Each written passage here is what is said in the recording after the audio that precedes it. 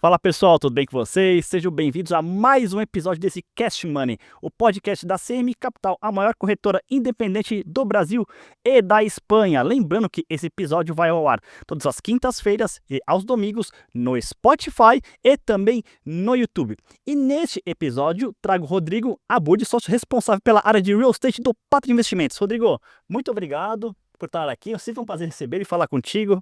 Jacinto, obrigado pelo convite, o prazer para a gente estar aqui, fazia tempo que a gente não conversava. Pois é, né?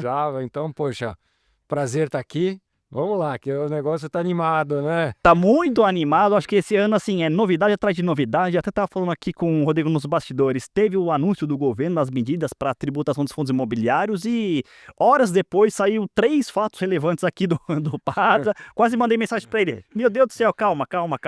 Mas vamos lá, vamos falar um pouquinho mais de real estate aqui, que é um assunto que a gente gosta bastante.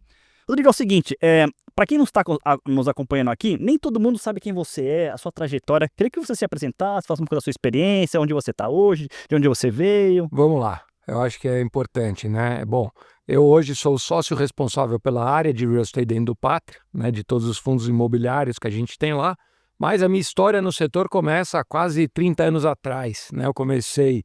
Em 94 eu fui trabalhar na Bolsa de Valores, no pregão, né, Viva Voz ali, todo aquele romantismo que ainda existia na 15 de novembro, era muito legal, fui estagiário lá da Bolsa, né, e depois aí eu começo propriamente dito no mercado imobiliário naquilo que era, na época, a Richard Ellis, tá? Perfeito. Hoje, CBRE, a grande consultoria imobiliária, né, de transações e tal.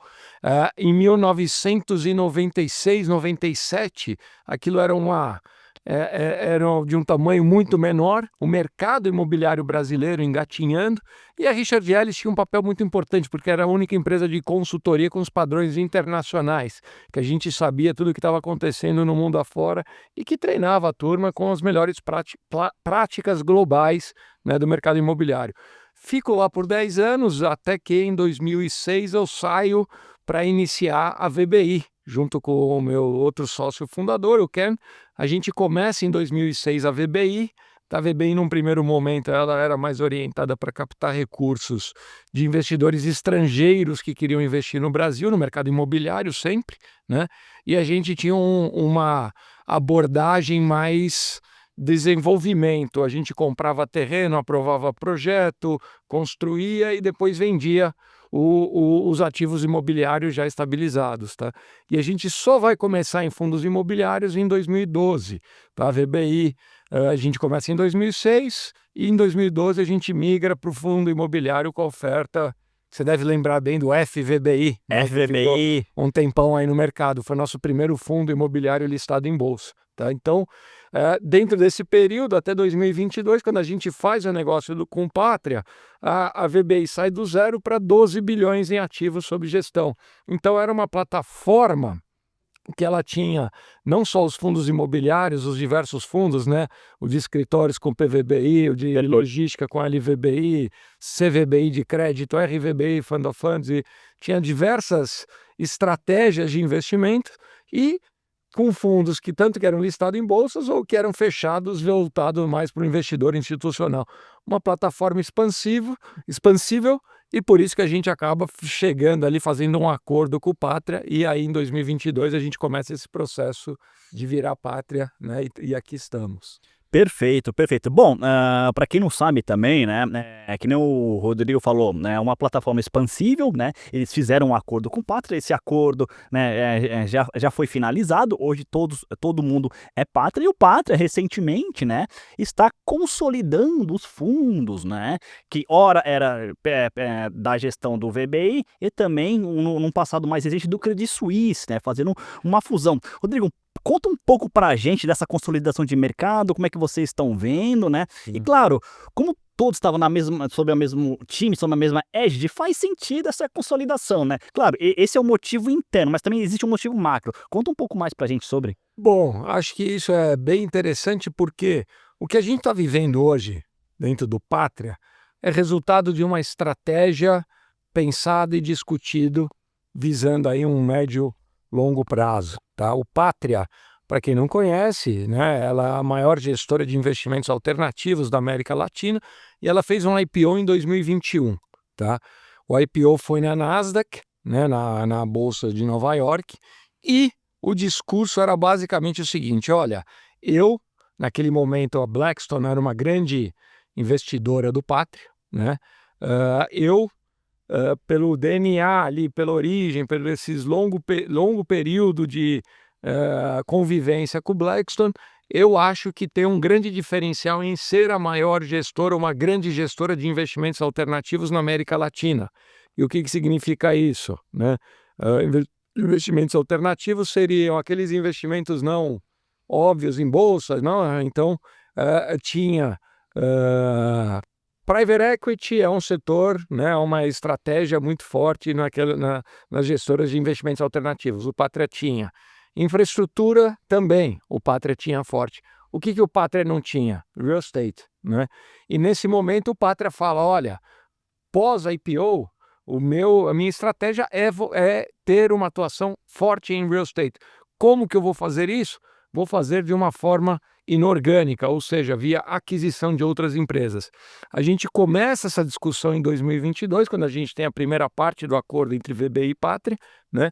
E claramente ali, a gente discutindo como seria a atuação conjunta Pátria-VBI, a gente fala, olha, quando tiver apetite, quando tiver oportunidade de mercado, nós vamos fazer captações orgânicas, assim como todos os outros fundos fazem. Mas, se não tiver, a gente pode implementar uma estratégia de aquisição de gestoras menores, né? E aí, pós o deal Pátria-VBI, a gente começa a fazer um movimento. A gente compra Mori, a gente compra a Bari, a gente compra a Blumacol, a gente compra o Velol, a gente compra o OneF, né? Faz uma série de transações consolidando gestoras menores e fundos.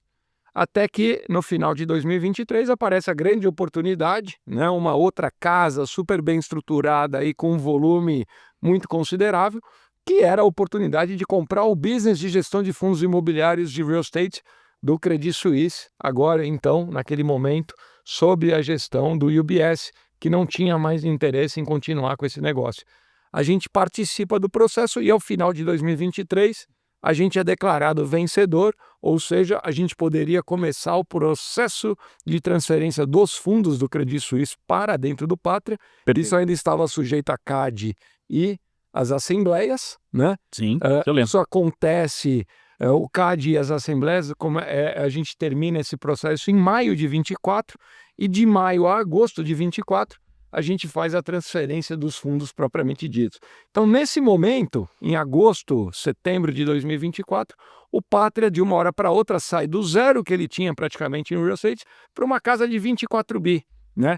E consolidando duas plataformas tradicionais de mercado, VBI e Credit Suisse. Perfeito. Tá? Então a gente começa a ter um volume considerável, uma série de fundos, e aí a gente começa a ter um pouco de margem de manobra para começar a arrumar a casa.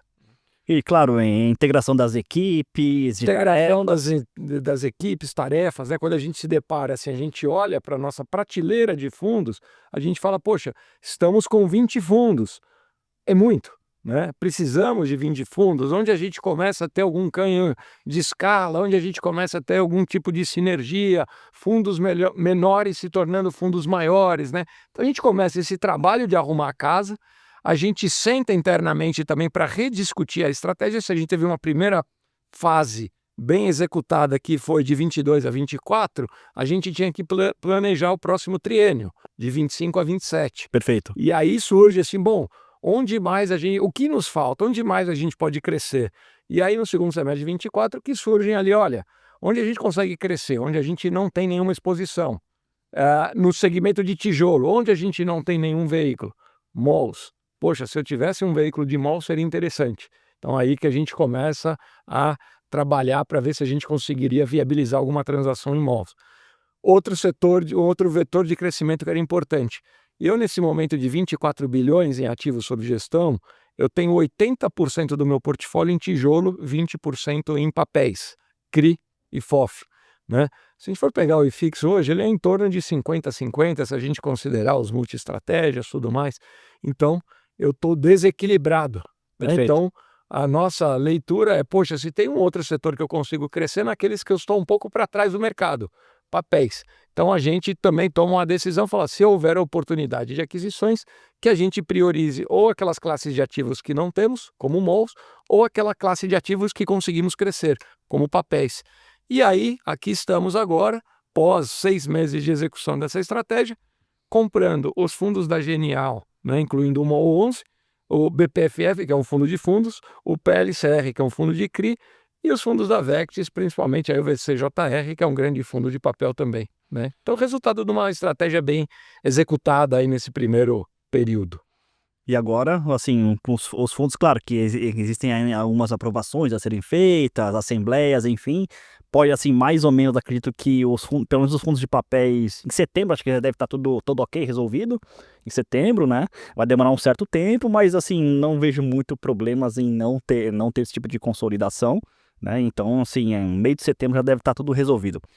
Falando dos fundos agora, Budi, eu queria que você, assim, adentrasse, acho que as principais, claro, que eu não vou falar de tudo, que são 20 fundos, são muitos, senão a gente não acaba esse podcast, mas vamos começar por escritórios, né, que inclusive era a sua expertise ali na VBI, vamos começar pelo PVBI?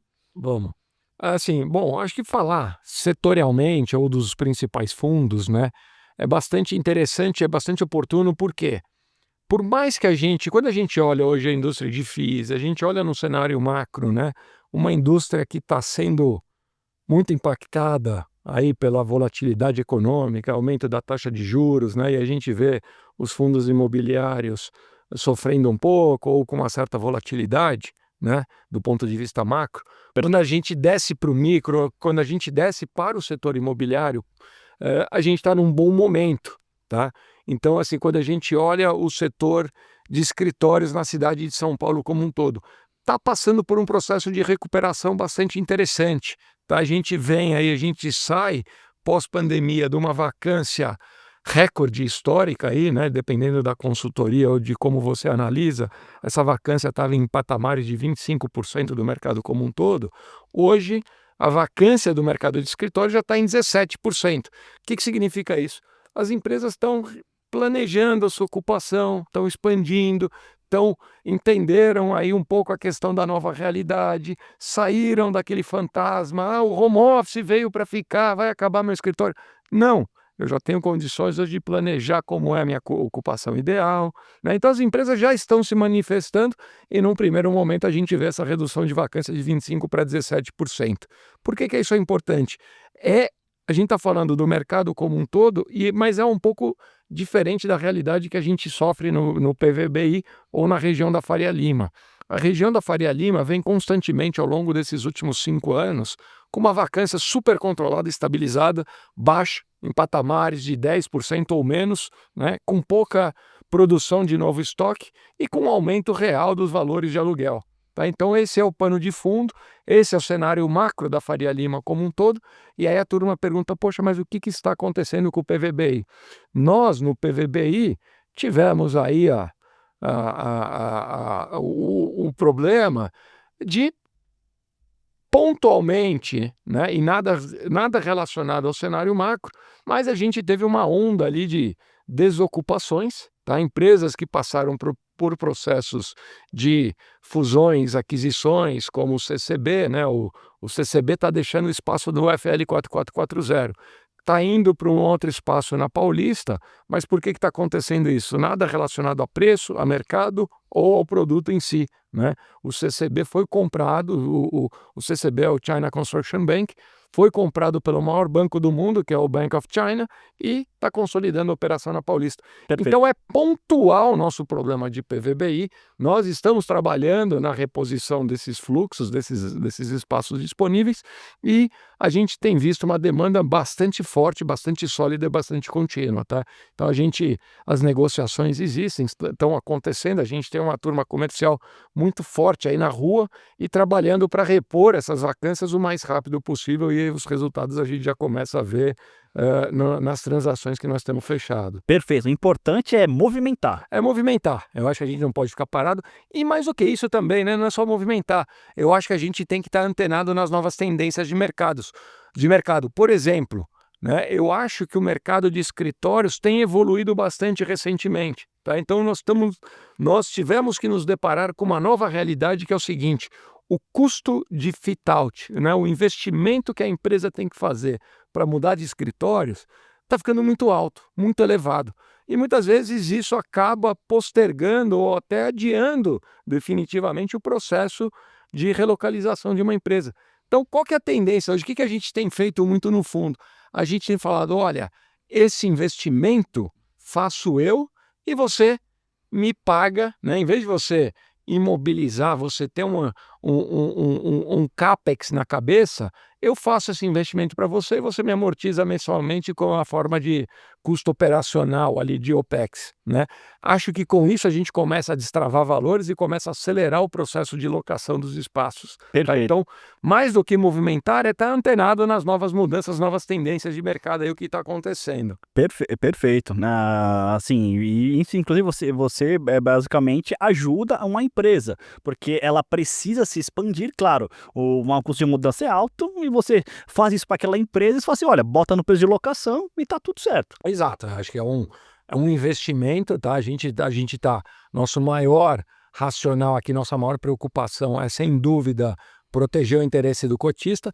O que mais machuca, uma das coisas que mais machuca o interesse do cotista é ter aquela vacância. Então ninguém gosta, nenhum gestor gosta de ter uma vacância no seu imóvel. Então você começa a trabalhar arduamente para zerar essa vacância ou para diminuir ela ao máximo. E essa forma de fazer esse novo investimento, esse investimento na operação, comprar mesa, comprar cadeira e tal, tem viabilizado muito. Lógico que isso tem uma remuneração, não é que nós estamos fazendo isso de graça, tá? Tudo aqui é sobre o conceito de investimento e o melhor uso dos recursos, tá? Então a empresa, ela reembolsa esse investimento que foi feito, remunerado a uma taxa de mercado, tá? Mas acima de tudo, para nós como gestores, a gente está diminuindo a vacância, repondo o fluxo e aumentando o dividendo Perfeito. do aluguel ali, do mensal do fundo, né? Perfeito. Muito bom.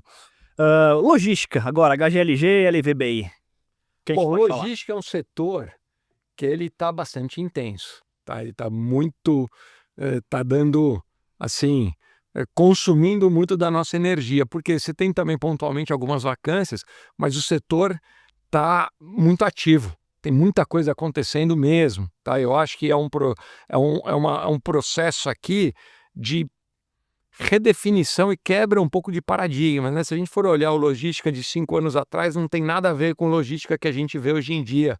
Tá? Então, as empresas hoje, até com o aumento aí do e-commerce, né? O comércio online hoje, tá todo mundo assim antenado e pronto para fazer uma aquisição online, esperar no máximo, sei lá, 24 horas para chegar o produto. Diferente do que era no passado, tá? Lembra assim, poxa, antes de pandemia, você comprava uma geladeira, um televisor, numa cidade do Nordeste, e eu falo isso porque eu vivi isso na pele comprando em Salvador ou na Grande Salvador. O prazo de entrega era assim, tranquilamente 14 dias úteis. O que significava isso? O operador logístico ou varejista operava um centro de distribuições aqui de São Paulo. Perfeito. Você pedia lá em Salvador e o cara embarcava daqui e falou, chegou em 14 dias. E o mercado não tinha alternativa, o cara tinha que esperar, né? Hoje em dia, não, em qualquer lugar do Brasil, você tem aí uma autonomia de 24 horas para esperar. O que está acontecendo com isso? As empresas estão expandindo, elas estão aumentando, estão diversificando, estão quebrando as suas operações em centros de distribuição,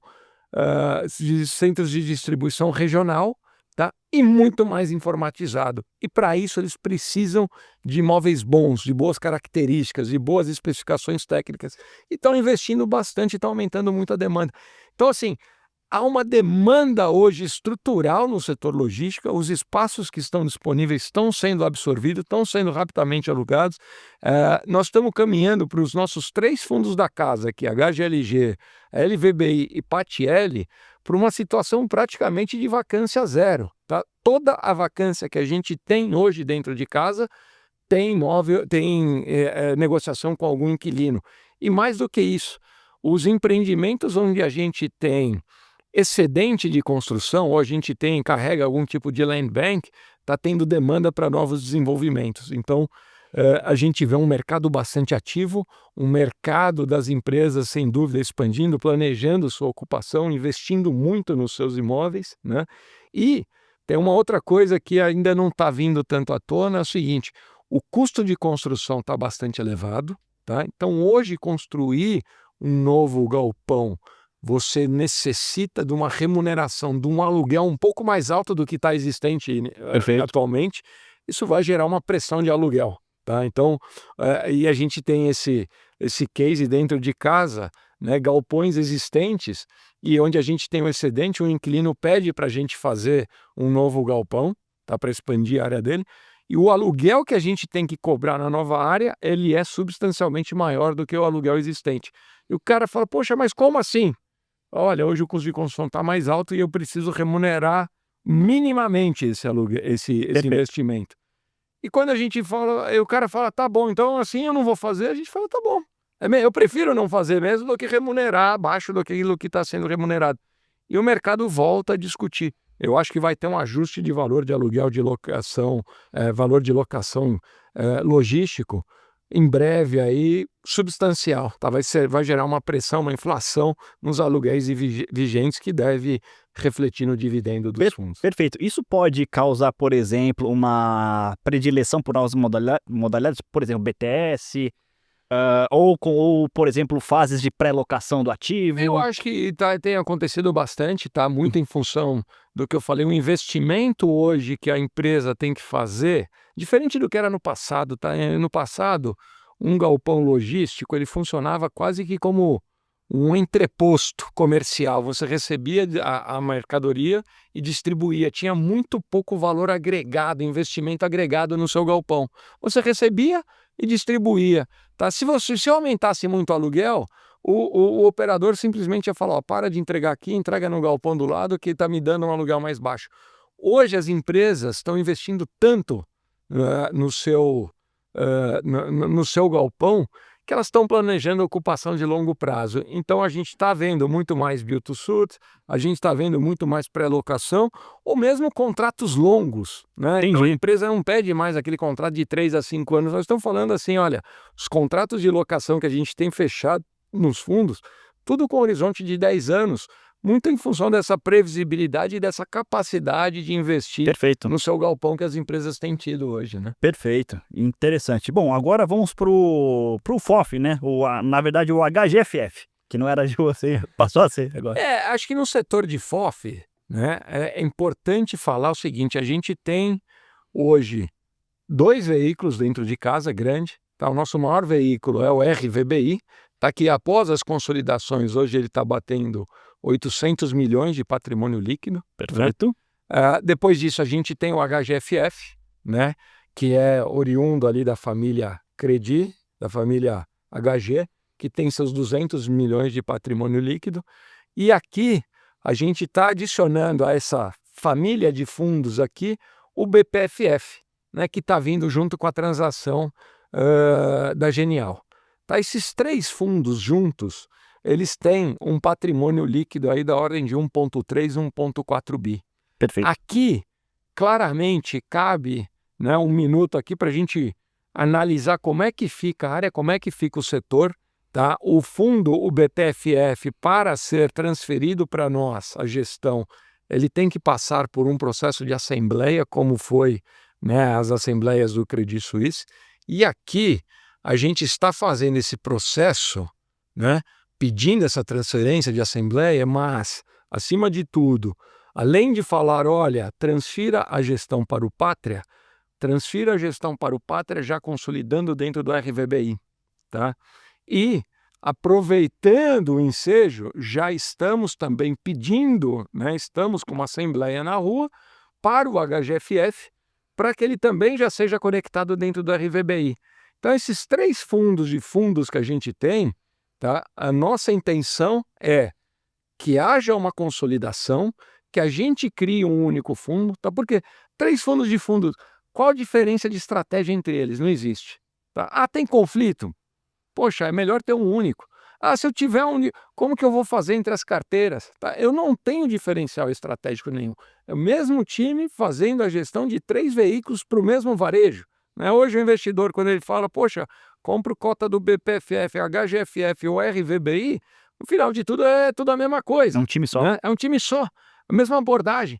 Então a gente já está fazendo esse movimento de não só transfere o fundo da Genial para a gestão pátria, mas no mesmo ato já consolide dentro do RVBI. Tá? Então é um movimento que a gente entende como sendo muito benéfico para o cotista, tá? Que ele simplifica a estrutura, ele tem uma única estratégia, ele tem um fundo maior, ele tem um fundo mais líquido, ele tem um fundo que transaciona mais por dia, então se ele tiver algum evento de liquidez, ele consegue vender mais fácil. O fundo maior ele é menos suscetível à volatilidade de cota, então ele tende a manter o preço mais próximo da patrimonial. Enfim, tem uma série de vantagens para o cotista que a gente sempre teve essa preocupação, tá? Eu só vou fazer todo e qualquer movimento de consolidação, por mais que eu deseje, se for claramente benéfico para o cotista. E aqui no caso dos Fund of Funds, é claramente benéfico e a precificação ela é muito mais simples, porque o fundo de fundos ele é marcado quase diariamente a mercado. É mercado, exato. Né? Então aqui a gente sempre teve essa preocupação, eu não posso fazer uma transação de consolidação de fundo que eu beneficie um lado e prejudique outro. São todos meus cotistas. Tá? Então como que eu vou falar? Não, você puxou a sardinha para o RVBI e o turma do HGFF do BPFF foi prejudicado. Não existe isso, não pode. Né? Então nesse movimento, com essa marcação a mercado, eu faço essa consolidação, todos eles estão entrando pelo valor patrimonial, né?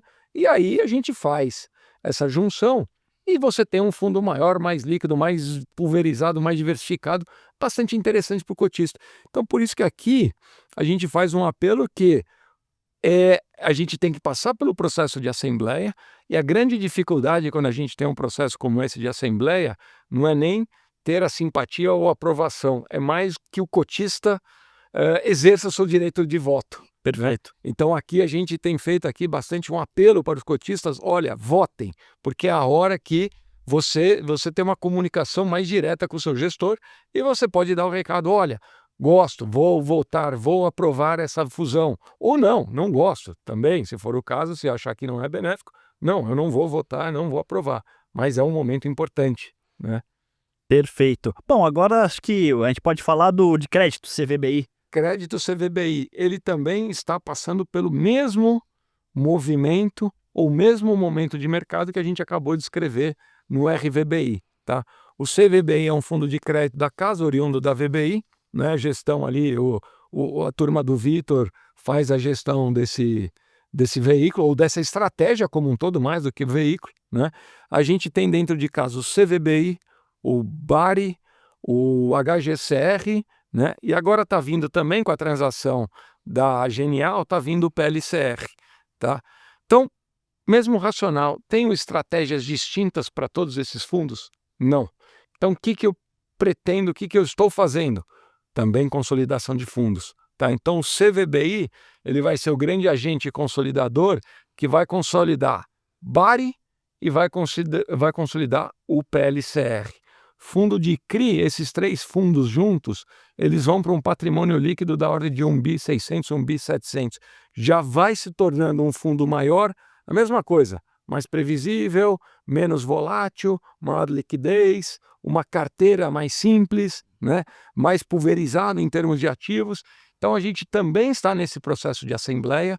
O BARI e o PLCR estão, né, com a consulta formal para ver se os cotistas aprovam a consolidação dentro do CVBI e a dinâmica é a mesma que a gente descreveu no RVBI. Os fundos de papel de CRI também são marcados a mercado, então estão entrando todos pela cota patrimonial. De novo, a nossa preocupação em não favorecer nenhum dos lados ou nenhum dos cotistas está sendo levada à risca aqui novamente. Então a gente quer fazer essa fusão, a gente está no processo de fazer a fusão desses 3 fundos e de uma forma que seja totalmente transparente e benéfica para o cotista. Por isso, mais uma vez, a gente pede para todos os cotistas que exerçam seu direito de voto e falem se aprova ou não essa consolidação. Perfeito, é um momento de consolidação de mercado e transformação de mercado difícil também, né. E, Abud, acredita também que, assim, além dessa consolidação, o mercado difícil está evoluindo também, porque é o seguinte, né, houve, o advento dos derivativos, mesmo que de uma forma limitada, né, para fundos imobiliários.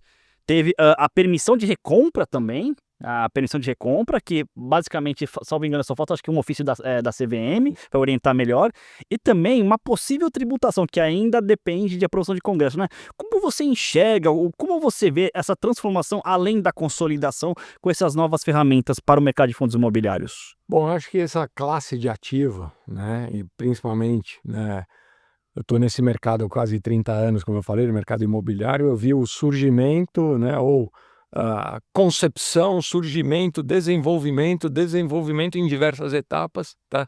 Então, ao longo desses 25 anos de mercado de fundo imobiliário, né, ou quase 30 ali, pegar quando a legislação ou os primeiros fundos que efetivamente foram listados, a gente vê uma evolução muito constante desse veículo, tá? Então, poxa, para quem vê hoje, fala, poxa, nós estamos com um mercado de 250 bi, grosso modo, aí de patrimônio líquido, estamos batendo aí 3 milhões de cotistas, é uma evolução muito considerável, e para quem olha para trás e para quem participou desde a concepção, desde o início desse mercado, é inimaginável os patamares que nós estamos atingindo. Mas, acima de tudo, o que eu quero trazer aqui a mensagem, poxa, e o que será ao longo dos próximos 30 anos? Nós estamos ainda numa etapa muito inicial, né? A gente vê essa evolução da indústria, mas ainda tem muito para acontecer, tá? A gente compara aí com os principais mercados globais de fundos imobiliários ou dos REITs, e a gente vê que tem muita coisa, né? E isso tem se refletido na evolução natural dessa classe de ativos. Ela sempre foi vista ali como uma classe voltado para a pessoa física, né? Então, assim, tinha uma grande beleza, tem uma grande beleza que é a simplicidade. Então, a gente fala e muito se repete que muitas vezes é a porta de entrada da pessoa física para a renda variável, Perfeito. né? Porque ela é bastante simples, tem uma legislação que não permite grandes operações, né? Ou seja, todo mundo consiga entender de uma forma simples o que está acontecendo, mas que naturalmente está passando por ajustes e está passando por alguma evolução. Acho que é bastante benéfico, a flexibilidade está sendo dada. Eu acho que depois, né, muitas dessas mudanças que estão acontecendo, vai ficar a discricionariedade do gestor em usar e como usar. Tá? Entendi. Poxa, como é que se fala? Hoje está sendo liberado ali, está evoluindo a questão da alavancagem dos fundos, né? Então, uma das coisas que sempre se falava, o mercado gosta muito da classe de fundos imobiliários porque ele não pode carregar dívida. E hoje, dentro da evolução natural, está sendo flexibilizado e os fundos podem tomar algum tipo de dívida, podem se alavancar, né? Essa discricionariedade ela é bastante importante. E fica a critério de cada um dos cotistas, dos gestores, saber usar esse instrumento, tá? Porque bem usado pode ser extremamente benéfico, passou do ponto pode ser extremamente maléfico. Então aqui vai ser muito importante ter essa proximidade com os gestores, escolher as casas que têm um maior histórico de gestão, Perfeito. né? Aqueles fundos mais antigos e com um comportamento melhor em bolsa. Eu acho que é bastante benéfico, mas gera aqui um acompanhamento um pouco mais próximo da classe, né? Sem dúvida, né, mesmo porque a estrutura de capital para FIIs, no caso, ela é usada para, né, o advento da própria atividade do fundo imobiliário, porque o fundo imobiliário ele contrai uma dívida, mesmo que indiretamente, para comprar um imóvel. Sendo que ainda tem a questão do distribuição obrigatória semestral mínima. Então, e quando você tem uma dívida para pagar, isso se não bem gerido, isso realmente pode prejudicar o fundo. Então, assim, necessita acompanhamento, que nem o Rodrigo disse, eu concordo 100% com ele, né. Rodrigo, ainda dentro do mercado de FIIs, você falou que realmente é inicial, a gente está ainda nos primeiros passos, né, porque você tem todas as ferramentas, os fundos consolidando. Se você pudesse enumerar talvez 3 fatores ou até menos, o que faltaria para o mercado ter vamos dizer assim, um deslanche daqui para frente, vamos dizer assim, mais virtuoso, mais completo, para que possa desenvolver melhor? Isso, a gente sempre brigou, desde sempre, né, que a gente tivesse mais liquidez, tá? A gente Perfeito. ficava ali numa espiral meio negativa, o mercado não tem liquidez, por isso não atrai grandes investidores. Não atrai grandes investidores, não tem liquidez, tá? E eu acho que essa etapa está sendo superada. Quando a gente vê o advento e o crescimento, o desenvolvimento da indústria de fundo imobiliário, sempre foi muito pautada ali, sempre foi muito orientada para o pessoa física, né? E pessoa física tem ticket menor, então a liquidez acaba sendo menor. Muitos desses investidores têm aquela cabeça de investidor imobiliário, eu compro para reter, né? E o que é perfeito, tá? Não tem nenhum mal nesse sentido. Só que a gente ficava num mercado que não tinha liquidez, e aí os grandes investidores, as grandes instituições, né, elas não entravam nesse setor e optavam por comprar ativos diretos. Aí estamos falando, por exemplo, das fundações, dos fundos de pensão brasileiro, né? Eles nunca foram uns grandes investidores tradicionais do setor e sempre optaram por comprar ativo diretamente, até muitas vezes competindo com os fundos imobiliários. O que tem acontecido recentemente, e até por isso que eu falo que nós estamos ali no estágio inicial e tem muito para se desenvolver, é que agora o mercado está tomando um porte tal que investidores mais sofisticados e mais institucionalizados estão olhando para essa classe de ativo, né? Então a gente começa a ver aí as fundações, o smart money, os institucionais olharem cada vez mais. E são investidores capazes de fazer um cheque da ordem de 50, 100, 200 milhões de reais que dão volume para a indústria, tá? Então hoje, para a gente ter algum número ali, antigamente essa indústria era 94% dominada por pessoas físicas, né? Ou seja, a gente tinha uma participação quase que nula dos investidores institucionais. Hoje esse número já está mais próximo de 80%, então a gente já tem um crescimento substancial das instituições, né, dos investidores institucionais olhando para esse mercado, e cada vez que a gente tem um movimento nesse sentido, a gente vai criando uma liquidez tal que vai atraindo mais investidores institucionais. Perfeito. Tá? Então eu acho que a gente está num momento bastante interessante, a gente já começa a atrair, então, como eu falei, o interesse das fundações, dos investidores institucionais. Alguns dos fundos grandes eles já estão atraindo a atenção de investidores globais, ou a gente já entra nas carteiras globais de índice, né, nos famosos ETFs. Então são investidores que fazem numa alocação movimentos da ordem de 50, 100 milhões de reais. Isso vai criando uma liquidez para o mercado que vai atraindo novos investidores. Perfeito. Então eu estou bastante otimista que essa indústria ainda tem muito para crescer e nós vamos ver uma movimentação bem intensa. E aí a grande vantagem também, e mais um ponto a favor das consolidações, sempre, né, os maiores beneficiários desses movimentos ou desse investimento adicional serão os grandes fundos. Então, nós estamos vivendo uma grande tendência dos fundos grandes virarem cada vez maior, né? Então, acho que é também mais um ponto favorável ali à consolidação dos fundos. Perfeito, né. Pelo menos a meu ver também, além dos pontos que você citou, Abud, acho que assim, pelo menos a meu ver como analista, né, eu acho que um ponto que nós, como participantes temos que atacar, assim, pelo menos a meu ver, é a questão da distribuição também. Eu acho que a distribuição é um ponto, assim, um pouco mais complexo, porque não depende só da gente, né. E assim, porque quanto mais distribuidores, a gente consegue alcançar mais investidores, seja pessoa física, seja pelos estrangeiros. Quero saber se esse seu ponto, se você concorda ou não, tá? Eu não sou dono da verdade, mas acho que é um ponto para se colocar em debate.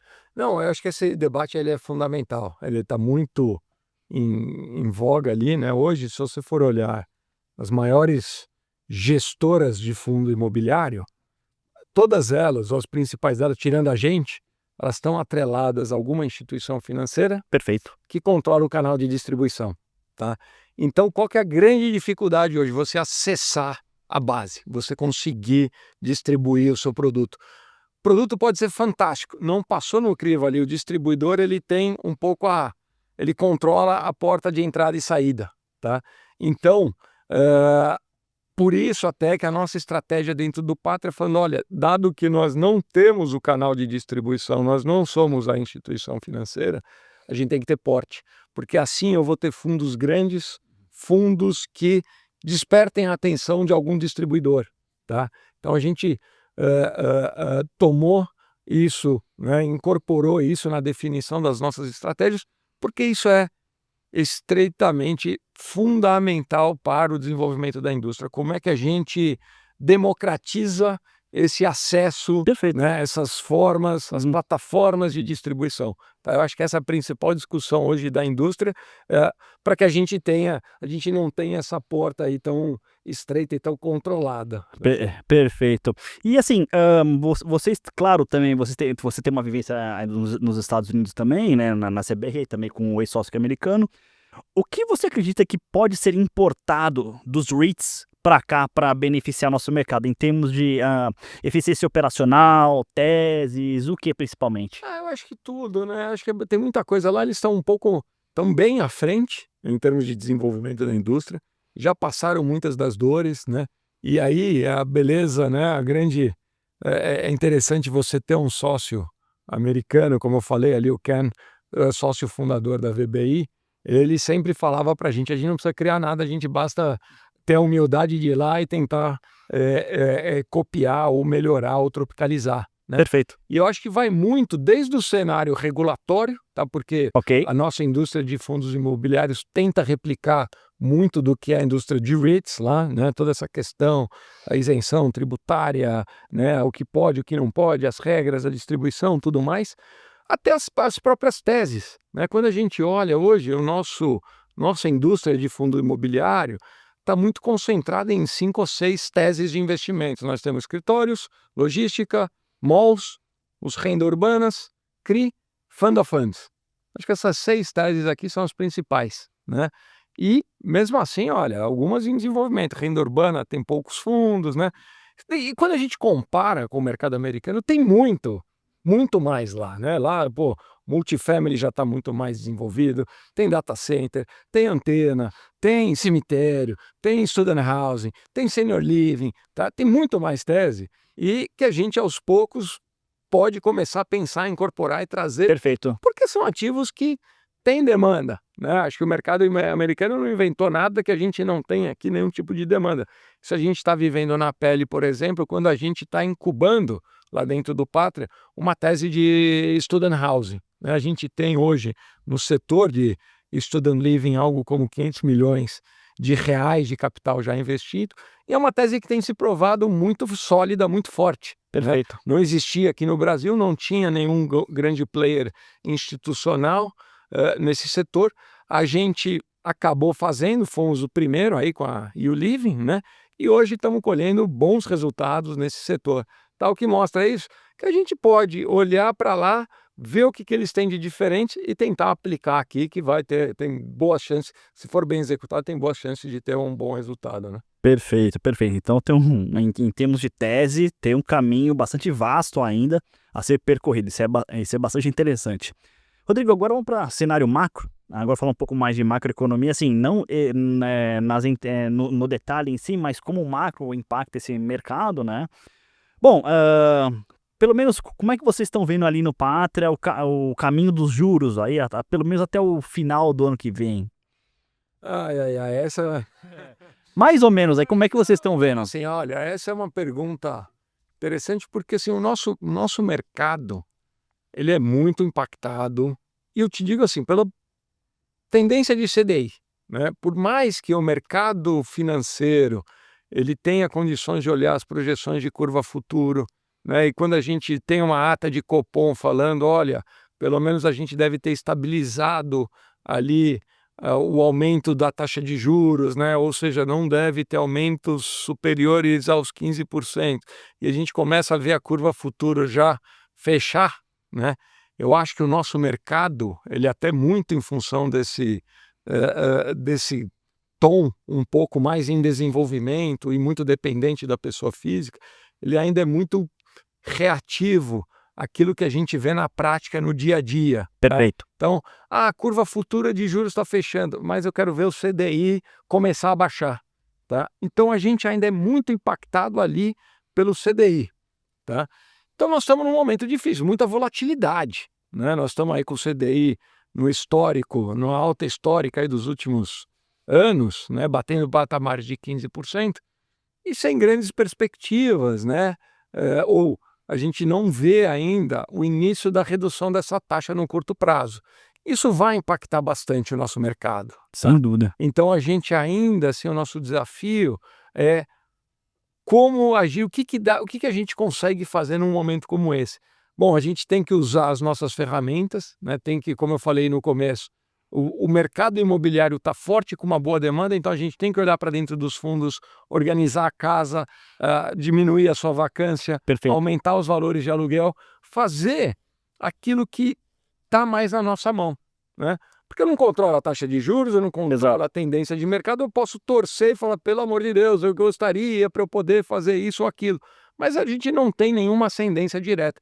Então eu tenho que focar muito a gestão dos fundos naquilo que está sob o meu controle, a minha alçada, né? Então a Perfeito. gente tem gastado muito tempo lá dentro, falando, gente, vamos organizar a casa, vamos aumentar os nossos aluguéis, vamos reduzir a vacância, vamos aproveitar que o mercado está bom, vamos capturar aqui, né, o que a gente consegue, aumentar os aluguéis, fazer proposta, discussão de expansões e tudo mais, para que no momento que o mercado tenha uma reação, a gente esteja pronto para seguir a Perfeito. estratégia que depende muito mais do cenário macro. Seja uma captação, seja uma aquisição de um novo portfólio, né?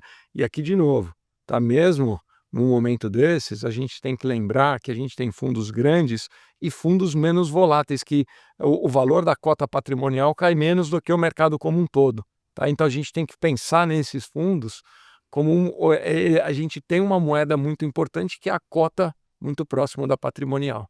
Perfeito. Então, basicamente, se atrelar ao que, que é o que vocês conseguem fazer dentro do fundo, melhorando os fundamentos, né? Assim, fazendo a lição de casa bem feitinha, porque assim você consegue, vamos dizer assim, vender. Falei, olha, eu tô fazendo, por exemplo, eu chamo aqui você de não para fazer uma live, você fala assim, olha, Jacinto, eu tô aumentando o preço das locações de logística, por exemplo, tá tendo muita demanda. Eu tô fazendo algumas reformas que podem aumentar o valor do edifício, porque quando os juros cair, eu já tô pronto ou já tô, né, já entregando alguma coisa. É isso. E veja o que a gente tem feito, né? Acho que assim, a gente sempre teve como característica isso nas duas plataformas que originaram o Pátria, seja na VBI, seja no Credi, né? Principalmente num momento desse de grande volatilidade de mercado, onde as nossas cotas tendem a ter algum desconto, né? O mercado versus a patrimonial, você tem algum tipo de desconto. A gente sempre teve como característica uma gestão mais ativa nesse sentido. E Perfeito. a gente gira muito portfólio, né? Então a gente, entre outras coisas, além de melhorar, diminuir vacância, aumentar aluguel, né, revisar os valores das locações, a gente também tem feito um movimento bastante intenso de giro de carteira, né? Por quê? Aí eu estou mostrando para o mercado, falando, olha, por mais que o mercado esteja dando algum tipo de desconto no preço da minha cota, olha o que está acontecendo no mercado privado. Eu estou vendendo ativo com prêmio com relação à minha cota patrimonial e você está me dando um desconto com relação à cota patrimonial. Então, o que a gente consegue fazer? Aquilo que está sob a nossa alçada, né? Girar, né? Então a gente fez uma transação agora importante no HGRU de venda de um ativo bastante expressivo, né? Com uma taxa de retorno muito simbólica ali, algo em torno de 20% ao ano, uma TIR de 20% ao ano, né? Uma venda 70% acima do valor de compra, De né? custo. Entendi. De custo. Poxa, isso é o que eu posso fazer para mostrar para o mercado que, olha, dentro dos fundamentos imobiliários está tudo bem, obrigado. Agora, o cenário macro que eu não controlo, né? Entendi. Só Perfeito. cabe a mim torcer, né? Exatamente, a gente não tem muita influência, né. Agora pegando, um pouco do assunto difícil também, bom, caso essa possível tributação ser, aprovada, né, acredita que isso, Abud, pode encarecer as operações de crédito? Especialmente aí para crise de término de obra? Olha, de alguma forma vai impactar, tá? Eu acho que, bom, esse movimento de taxação dos fundos imobiliários vem acontecendo desde 2021, acho, né? Todo ano a gente passa, agora vai taxar, agora vai taxar. Pelo menos umas 2 medidas aí Isso, por ano. Então a gente tem lidado com esse fantasma, não digo diariamente, ou quase que diariamente, né? Então a gente vem mostrando ao mercado, e a gente vem tentando mostrar ao mercado os benefícios que essa indústria tem gerado para o mercado como um todo, o impacto que a gente tem no mercado de construção civil, na geração de emprego, né? Na economia como um todo. E a gente tem tido um bom resultado. Agora esse assunto volta à tona num momento extremamente crítico de mercado. Tá? Faz um tempo que a gente está vivendo uma escassez de recursos para a construção civil. Né?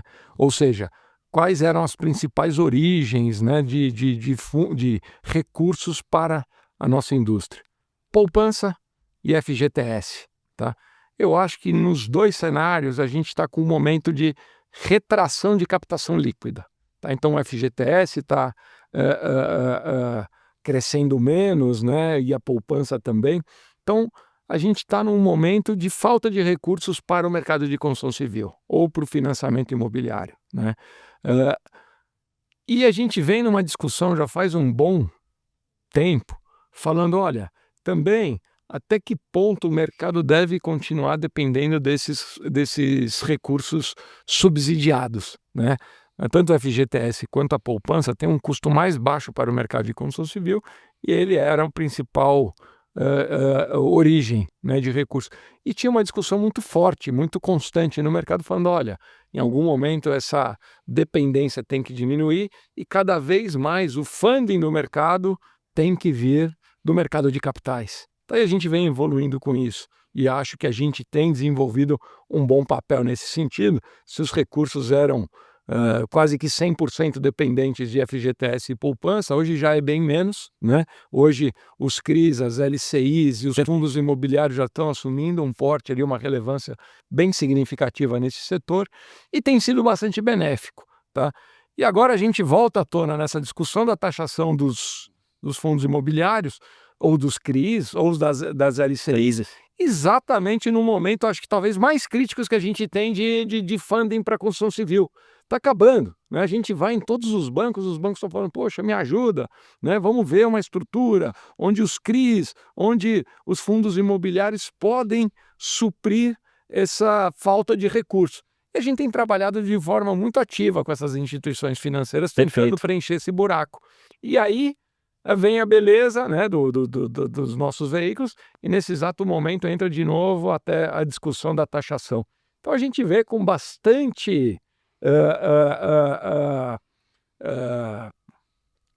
cautela esse momento da taxação, porque pode gerar, você vai recolher 5% nas distribuições dos fundos imobiliários, na fonte, mas você vai gerar um problema na economia, no mercado de construção civil que pode ser muito maior, tá? Assim, muita gente está falando que, assim, dentro dos CRIs você pode haver uma bitributação, algo que é questionável juridicamente, né? Por exemplo, fora encarecimento do crédito, um pouco mais de burocracia, enfim, e assim, e começa também a ter um pouco de, assim, poxa, vale a pena fazer esse crédito, pô, vai ter tributação, do outro lado também muitos investidores assim, torcem um pouco o nariz, enfim, né? É um impacto, pelo menos a priori, caso, lembrando ser aprovado, pode ser até um pouco negativo, mas quem a gente estava falando no bastidor, também não é o fim do mundo, né? Não é o fim do mundo. Eu acho que, bom, se a gente tivesse a certeza, esse 5% é o que é e vira a página, né? Então poderia até ser explorado de uma maneira positiva. Olha, a gente convive com esse fantasma há tanto tempo, quando ele apareceu, ele não é tão feio quanto se esperava. Exato. Só que os 5% pode ser o começo, né, de uma trajetória de aumento de tributação. Tem uma dificuldade operacional, né, porque até então as discussões que estão acontecendo, principalmente para os fundos imobiliários, é o seguinte: tudo até final de 2025 é isento, e a partir de 2026 ele é taxado. Então você tem dentro do mesmo fundo imobiliário duas classes de cotas, né? Então imagina a bagunça, eu vou comprar um HGLG 11 que é isento, mas a HGLG 12 ela é pós 2026, não é mais isento, então tem uma divergência de preço. Exato. Então, acaba ficando muito difícil de ser implementado, né? Então, assim, criam algumas distorções que podem ser ali, Uhum. né, questionáveis ou para o mercado como um todo. Perfeito. E você bem disse, até lembrei um assunto aqui que, claro, os FIIs também fazem um papel de financiar a construção civil indiretamente, adquirindo CRIs de termos de obra, né? Mas por exemplo, o FII emprestar diretamente para a pessoa física, você acha que isso ainda vai acontecer? Diretamente? Eu acho que, putz, acho que, assim, a gente tem trabalhado bastante nesse sentido também, né, porque a gente tem, então, 2 duas faltas de recurso. Para a produção, né, para a construção civil, aí estamos falando de um empreendimento residencial, né, por exemplo. Você tem aquele recurso, o financiamento para a incorporadora para fazer a obra até a entrega e depois o famoso repasse, que hoje é bastante disputado pelos bancos, porque é quando eu tenho de fato relacionamento com o cliente. O financiamento O começa. financiamento começa e o cross-selling, né? Então eu tenho o Jacinto aqui como meu, eu estou emprestando dinheiro para ele comprar o apartamento. Então, além de eu ter um relacionamento de 20, 25, 30 anos com ele, eu posso vender um cartão de crédito, um seguro daqui, um seguro dali. Então, Exato. os bancos ainda têm muito interesse nesse repasse. Então, o pouco recurso disponível no mercado ainda está sendo canalizado para o desligamento, para o repasse, para a fidelização do cliente por famoso cross-selling, né? Então, isso ainda tem muita atenção do banco, então fica muito difícil de você competir com as instituições financeiras, até porque o pouco recurso que tem eles estão direcionando para isso. Perfeito. E fica difícil também de você monitorar, né? Então é mais fácil a gente ter um instrumento, empacotar tudo isso, o crédito ao consumidor final, via um CRI, você monitorar esse CRI, do que você ter ali uma carteira, e aí nós estamos falando de milhares, né? Exato. Para dar volume. Então, pensando que os financiamentos têm um ticket médio aí da ordem de 250, 300 mil reais, poxa, se eu quiser aglutinar 100 milhões para fazer um CRI, eu tenho que fazer, poxa, 300, 500 contratos desses que eu tenho que monitorar o mês a mês. Então fica de difícil execução, né? Entendi, perfeito. Bom, pessoal, a gente está chegando aqui ao final desse podcast. Rodrigo, acho que a gente discutiu alguns pontos, né? Mas pelo menos o que a gente pôde resumir o mercado ainda parece encaminhar para um amadurecimento, pelo menos a meu ver, né? Novas ferramentas, consolidação de gestoras e fundos, né? Novas teses de investimento são necessárias, juntamente com uma coisa que eu não falei. Novas praças para o mercado imobiliário nacional. Acredita que faz sentido? Aqui nós temos que olhar setorialmente, tá? Porque é difícil você generalizar falando, não, existem novas praças ou não existem novas praças. Então a gente entra setor a setor. Escritórios, por exemplo. Poxa, eu tenho uma tendência muito maior de concentração dos meus investimentos em escritórios nos principais polos, né, onde tem a maior demanda, e Perfeito. no caso São Paulo ou alguns distritos de São Paulo, tá? Quando a gente olha para logística, varejo, shopping center, aí sim a gente tem uma diversificação geográfica muito maior, tá? Então a gente tem que trabalhar sempre setorizado essa tendência e, acima de tudo, estar alinhando também o perfil do investimento com o perfil do investidor.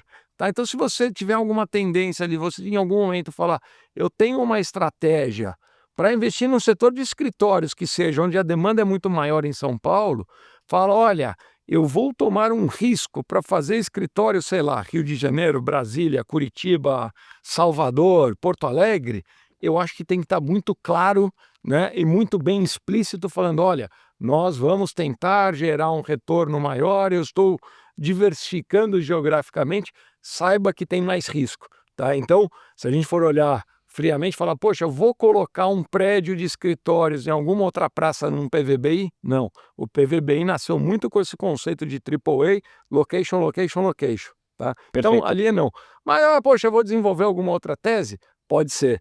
Mas, via de regra, é concentrar os investimentos onde, assim, você consegue monitorar a demanda de uma Perfeito. forma muito mais consistente. Perfeito, perfeito. Setorialmente falando, sempre Setorialmente falando, né? Aí, poxa, eu estou engessando a minha estratégia de shopping, eu só posso ter shopping em São Paulo. Imagina, né? E a gente acabou de fazer a transação com a Genial, trouxe o Mall 11 para dentro de casa. São 15 shoppings que a gente tem no portfólio, com uma diversificação geográfica bastante intensa. A gente tem shopping desde Feira de Santana, São Luís do Maranhão, praças boas, shoppings que vão super bem, perfeito. e que a gente poderia olhar outros shoppings com o mesmo perfil, por exemplo, né?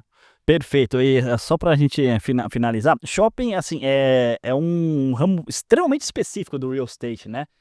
E assim, eu até falo aqui algumas vezes nas lives que ele é muito mais do que o mercado imobiliário, é um ecossistema. Lá dentro é um outro mundo. É um ser vivo, é um ser vivo. É É uma vida própria, ali você tem que controlar, poxa, diversas variáveis, né? O que está acontecendo, quem que está indo, perfil de visita, perfil de ocupação, as tendências de mercado. Então você tem que ter uma equipe dedicada só a isso. O cara que entra numa loja ali, num varejo, fala: ó, essa loja está vendendo bem por causa dessa disposição de produto, dessa arara de roupa que está aqui colocada dessa forma, desse estoque que eu estou vendo ali.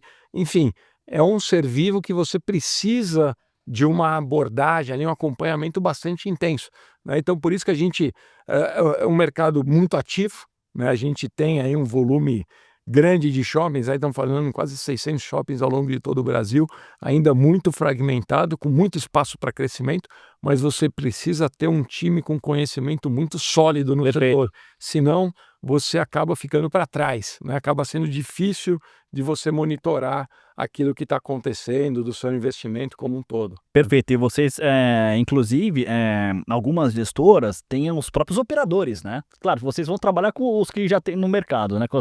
Nesse caso a gente prefere trabalhar com as consolidadas de mercado, né? O Mall 11, assim, a gente tem algumas grandes operadoras dentro do portfólio, Perfeito. né? Então a gente vê aí, poxa, só a Allos tem 5 operações dentro do Mall 11, é uma excelente operadora que nós estamos trabalhando junto já faz um bom tempo.